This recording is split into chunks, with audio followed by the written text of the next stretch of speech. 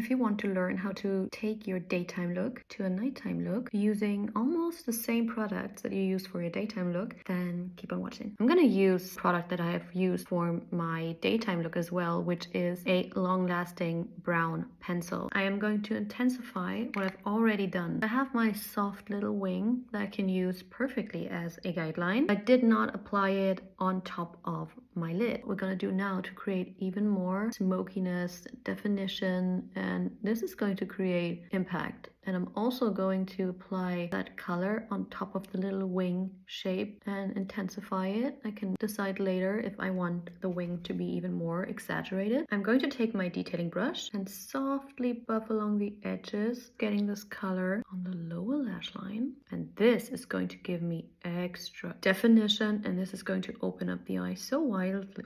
See how I always apply that long-lasting pencil and then go in with that brush immediately after to soften it. When you blend it out, it's kind of like using a pencil and a shadow in one. Very, very long-lasting, which is what we want for the evening, right? We want it for the daytime, we want it for the evening. This is why I love a long-lasting brown pencil. Next up, something I love to do with any kind of pencil, long-lasting, creamy, doesn't matter, is applying it into the crease as well as kind of a shadow. You can use a tissue or your hand. This is a very long-lasting pencil, so it's a pain to get off my hand. I'm just creating a little puddle of color right here, using a blending brush with a nice dense tip to it. And then I'm going to saturate the tip of that brush with a pencil. And now I've created perfectly long-lasting eyeshadow for the crease. I know this is not going to go anywhere. And you can control the shape wherever and however you wish. So now I'm going to intensify the kind of deepest, most lifting area of my crease, which is right underneath that arch of my brow. I'm gonna add a little bit more color directly from the pencil and then blend it left and right to have that extra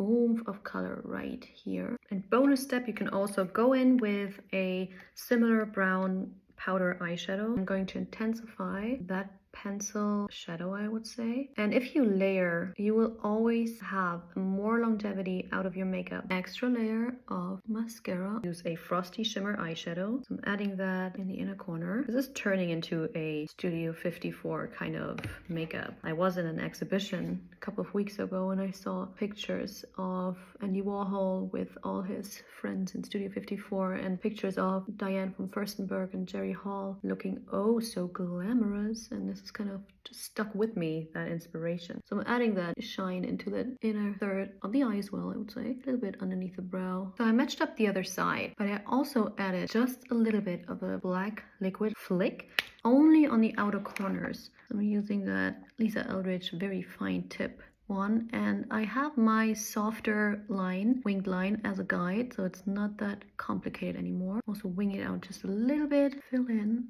a little triangle. A little bit of concealer to sharpen and define. I use my daytime color. This is just a soft matte nudie peach. You can either leave it like that or add a little bit of a liner. This one is so stumpy and small to create even more intensity. So then you can put the focus not only on the eyes but also on the lips. A saturated rosewood color, just perfect to add more depth to the lip. This is how you intensify your daytime nude. Just use a deeper rosewood color and blend around the edges. Let me show you a softer lip in combination with that very strong eye. I have added just a little bit, where is it? So small I can't find it on my table. I added just a little bit of my Monica Blender lip liner, just a hint of it, and dabbed it in. And then I'm gonna use a balmy lip tint in this beautiful nudie caramel shade by Pure You. It's kind of the same color idea than we had before, but in a softer texture. So we're going to go nice and balmy, which brings a little bit of freshness to the smoky look. Do you prefer glossy or more intense with this eye look? Here comes a very unconventional makeup tip, something I love to do, especially when I'm wearing smoky browns and just a smoky eye. I'm gonna use my lip liner that I use. This one is Monica Blender in Renee, your beautiful rosewood shade. I'm gonna take my fluffy brush, buff that pigment into the bristles of the brush, and this is going to be my transition shade. Hear me out. This is going to look so lovely. This is going to diffuse that more cool toned brown and make it look so much softer because it gives that nice warm glow to the eye.